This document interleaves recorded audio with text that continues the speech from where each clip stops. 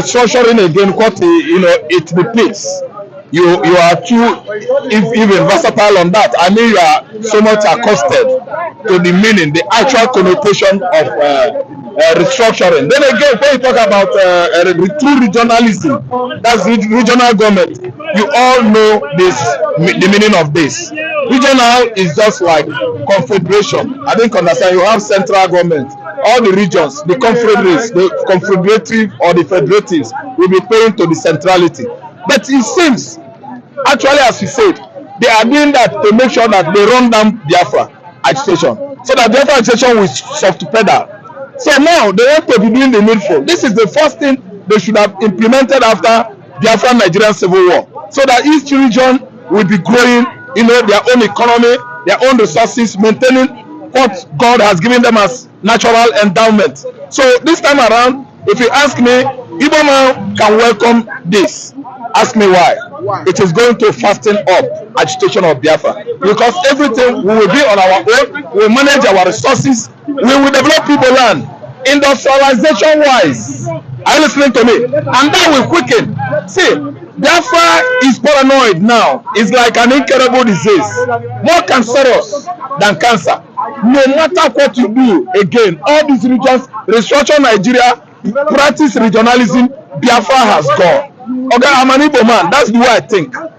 I know that many Nigerians might not welcome Biafra from, disintegrating from Nigeria. But I know what it takes. I know what we are going through as an Igbo man. I know what I needed as an Igbo man. Look at that southeastern Nigeria. Federal government has no presence there in terms of infrastructure, in terms of development. Look at the ports, seaports in Calabar. It has the deepest seaport in Nigeria, deeper than Apapa here. Why not allow Calabar to import direct? Why not allow cheap to anchor direct at Calabar port? Look at One. They have all the accolades of international seaport. Look at Uyo. It has all the accolades to become an international seaport, but we drag it with the southwest to allow this thing at least relocate Apapa, at least tear the whatever you call it to all those ports in order to do what? To decongest Apapa Wharf. Much traffic being, the issue there. Very, very disadvantageous to business or commerce, business and commerce and industry. That's buying and selling, conveying of goods and human beings. I mean transportation, conveying of containers from Apapa to other part of the country. You see that there is serious vehicular traffic at Apapa axis, and if other ports are being operational in the southern Nigeria, southeastern Nigeria, there will be no traffic at Apapa. Business, commerce will be at least going on well there. Nothing should be delaying conveying of containers, passengers and goods from Apapa Wharf to the hinterland. Then see, let me tell you, it is a politics, I know. The Southwest, they want to grab on that to make their money for Lagos. Lagos State is just trying to swallow, other southern states, other states in southern Nigeria. That's why they have MMA here. They don't want to make Aguleri cargo airport operational direct to Aguleri. They don't. Look at MMA. The MMA airport was there for donkey years. It's only MMA. See, all these things can never pay us. Gain.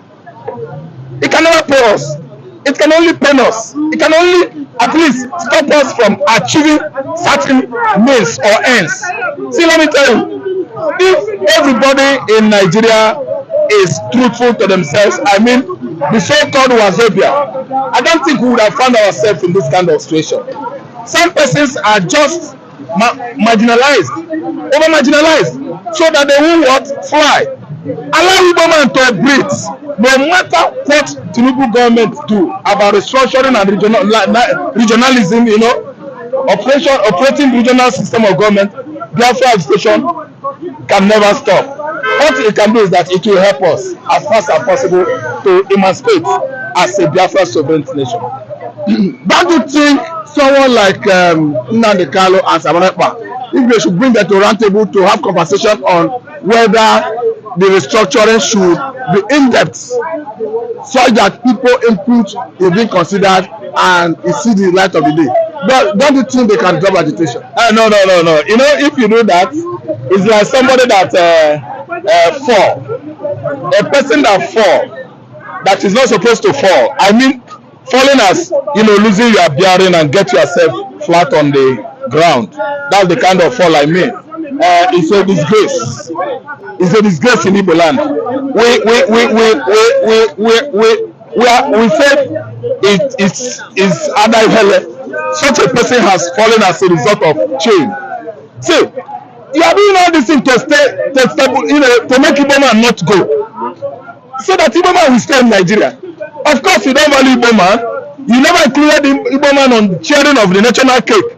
Why are you doing all this thing to make sure that Igbo man Biafra agitation will be softened, or Nnamdi Kanu renouncing or denouncing Biafra agitation? So it means all these whiles outside Yoruba, Fulani, and the rest of them in the north are being deceitful. They are deceiving Igbos, playing on the gallery, playing with our brains. So we are this important. So Igbo man is this important. They know actually that we are the black Jews. We are blessings to anywhere we find ourselves. That's why they are working hard now to restructure Nigeria, so that therefore we will not go. Okay, restructuring Nigeria is just like, it will see. You will see how it's gonna help Nigeria. Restructuring Nigeria will just like a vehicle that is at least without fuel, and before there was fuel, it was accelerating. All of a sudden it started what? Retarding in speed. Sorry. Then you pour fuel again, it will go. That is how restructuring, regionalization through federalism will fast track emancipation of Biafra. We are too good. We are too important to them, and they were pretending as if they don't know. Before inception of Nigeria, Igbo man has occupied all agencies, government agencies. Government is within modern machinery. We have achieved all. Okay, if I start to analyze it here, people will shout. Because the first Senate president in Nigeria is one for reasons from no. The first Speaker of House of Representatives in Nigeria is somebody Aguncha or Mancha. It must be from Imo. The first Nigerian president is Nnamdi Azikiwe. The first military head of state is Agu Ironsi. The first VC of any university in Nigeria is Kenneth Kadike. I listen to me. Professor Kenneth Kadike, the first professor in Nigeria, is a mathematician. The first professor of mathematics again that has at least been more popular than who else, who can, even Civil Dre. I will name mathematicians that wrote books. Civil Dre cannot be compared or equal the achievement of Chikobi. Chikobi is an Igbo man. Okay, we have many wizards. So Nigeria knows we are this important, and they are stealing our wealth, our common wealth, marginalizing Igbo man. So Nigeria knows we are this important. Now they are rushing to regionalize this country.